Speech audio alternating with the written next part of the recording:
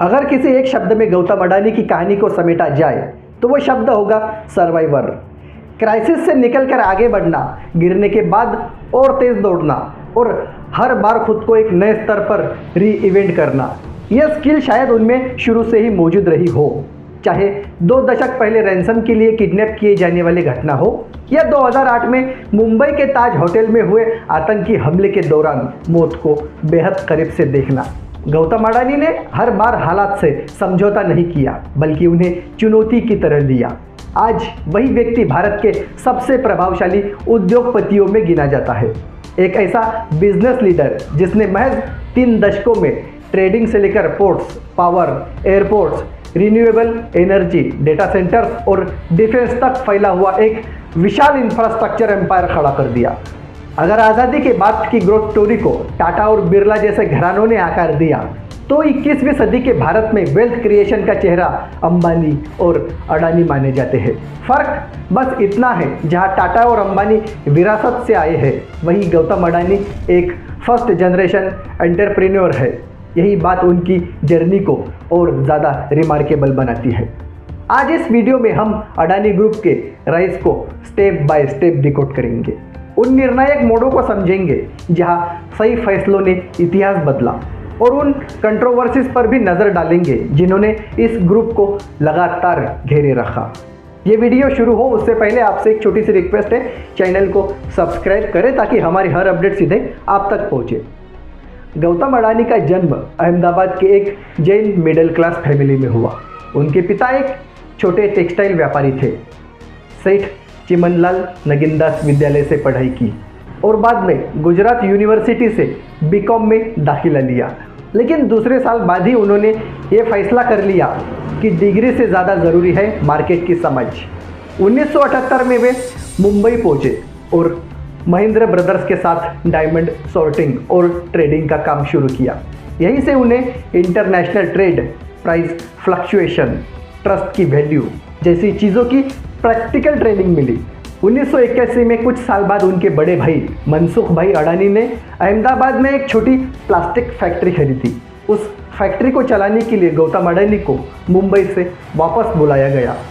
समस्या ये थी, फैक्ट्री को हर महीने बड़ी मात्रा में पीवीसी ग्रेन्युअल्स चाहिए थे और उस समय भारत में आईपीसीएल ही इसका प्रमुख प्रोड्यूसर था जो पर्याप्त सप्लाई नहीं कर पा रहा था। यहीं से गौतम अडानी ने प्रॉब्लम को अपॉर्चुनिटी में बदलने की कोशिश की। 1988 के आसपास गौतम अडानी ने कांडला पोर्ट के जरिए पीवीसी ग्रेन्युअल्स इंपोर्ट करना शुरू किया। उस दौर के कस्टम एजेंट्स और ट्रेडर्स के मुताबिक जब प्राइस वॉलेटिलिटी के कारण दूसरे व्यापारी अपने कॉन्ट्रैक्ट से पीछे हट जाते थे, गौतम अडानी अपने कमिटमेंट्स निभाते थे। यही कारण था कि धीरे धीरे उन्हें एक रिलायबल और ट्रस्टवर्दी ट्रेडर के रूप में जाने लगा। उन्होंने छोटे प्लास्टिक यूनिट से लेटर ऑफ ऑथराइजेशन यानी LOA कलेक्ट कर बल्क इंपोर्ट का मॉडल तैयार किया। बाद में गुजरात स्टेट एक्सपोर्ट कॉरपोरेशन के साथ टाई अप कर उन्होंने एक ऐसा सिस्टम बनाया जहां LOA डिपेंडेंसी काफ़ी हद तक खत्म हो गई। तेज ग्रोथ और सरकारी लाइसेंस, इस स्ट्रेटेजी के कारण उनकी इंपोर्ट वॉल्यूम इतनी बढ़ी कि गुजरात सरकार ने उन्हें बिना LOA बड़ी मात्रा में इंपोर्ट्स की अनुमति दे दी। 1988 से 92 के बीच उनके इंपोर्ट्स कुछ 100 मेट्रिक टन से बढ़कर हजारों मेट्रिक टन तक पहुंच गए। यही से अडानी ग्रुप ने केमिकल्स और पेट्रोलियम प्रोडक्ट्स में भी कदम रखा और एक्सपोर्ट्स शुरू किए। 1990 के दशक की शुरुआत तक गौतम अडानी गुजरात के पावर कॉरिडोर में एक जाना पहचाना नाम बन चुके थे। कई रिपोर्ट्स के मुताबिक उनके संबंध उस समय के वरिष्ठ राज्य नेताओं से बने। यहाँ यह समझना ज़रूरी है कि बड़े इंफ्रास्ट्रक्चर प्रोजेक्ट्स में गवर्नमेंट इंटरैक्शन अपरिहार्य होता है, लेकिन यही प्रॉक्सिमिटी आगे चलकर कंट्रोवर्सीज की वजह बनी। मुंद्रा कांडला पोर्ट से ज़्यादा डीप था, बड़े जहाज़ों को अकोमोडेट कर सकता था। गुजरात सरकार की पोर्ट प्राइवेटाइजेशन पॉलिसी के तहत 1995 में मुंद्रा पोर्ट का मैनेजमेंट अडानी ग्रुप को मिला और 1998 में पहला जहाज मुंद्रा पोर्ट पर डॉक हुआ। शुरुआती 2-3 साल बहुत ही चुनौतीपूर्ण रहे और ऐसा लग रहा था कि यह फैसला बैकफायर कर सकता है।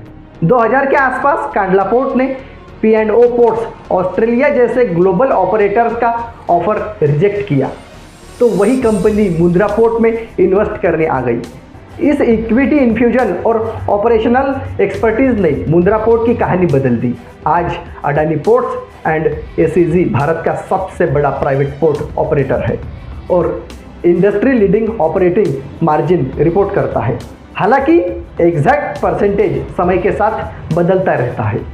मुंद्रा पोर्ट पर कोल और मिनरल्स हैंडलिंग के कारण अडानी ग्रुप ने थर्मल पावर एनर्जी में एंट्री ली।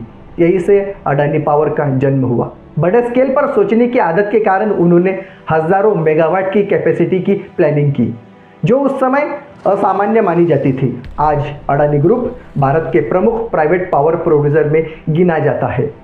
2009 और 12 के बीच अडानी ग्रुप ने ऑस्ट्रेलिया में कोल एसेट अक्वायर किए। यह कदम कमर्शियल से ज़्यादा स्ट्रेटेजिक माना जाता है, लेकिन एनवायरमेंटल कंसर्न के कारण यही से ग्लोबल क्रिटिसिज्म भी शुरू हुआ। स्टॉप अडानी मूवमेंट यही से कॉन्टेक्स्ट में सामने आया। फॉसिल फ्यूल से आगे की सोच पिछले एक दशक में गौतम अडानी ने खुद कई बार यह संकेत दिया कि भविष्य केवल कोल पर नहीं टिका हो सकता। इसीलिए renewable energy, solar manufacturing, green hydrogen, data centres जैसे क्षेत्रों में हेवी इन्वेस्टमेंट्स किए गए। अडानी ग्रीन एनर्जी आज की दुनिया में बड़ी रिन्यूएबल कंपनी में गिनी जाती है, ऑपरेशनल कैपेसिटीज और पाइपलाइन दोनों के आधार पर। कोविड-19 के दौरान जब ज़्यादातर इकोनॉमीज स्लो हो रही थी, अडानी ग्रुप की मार्केट कैपिटलाइजेशन तेज़ी से बढ़ी। इसमें sectoral positioning, investor sentiments, government infrastructure push तीनों का योगदान रहा। अब आते हैं उस हिस्से पर जहां सवाल सबसे ज़्यादा उठते हैं। यह सच है कि अडानी ग्रुप ने अग्रेसिव डेब्ट फंड एक्सपेंशन किया। कुछ एनालिस्ट इसे रिस्क मानते हैं, तो कुछ इसे इंफ्रास्ट्रक्चर बिजनेस का नेचुरल फीचर मानते हैं। कुछ रिपोर्ट्स में यह सवाल उठाया गया कि क्या स्टॉक प्राइसेस फंडामेंटल से तेज बढ़े। ये बहस मार्केट में आज भी चल रही है। गौतम अडानी और राजनीतिक सत्ता के बीच प्रॉक्सिमिटी हमेशा स्क्रूनिटी में रही। CAG रिपोर्ट्स, कोर्ट केसेस और एलिगेशन समय समय पर सामने आए। हालांकि इनमें से कई मामलों में फाइनल लीगल कंक्लूजन अलग अलग रहे। एक व्यक्ति कई परतें। गौतम अडानी की कहानी ना तो पूरी तरह हीरो की है और ना ही पूरी तरह विलन की। ये कहानी है एम्बिशन की, रिस्क की, टाइमिंग की और पावर स्ट्रक्चर को समझने की।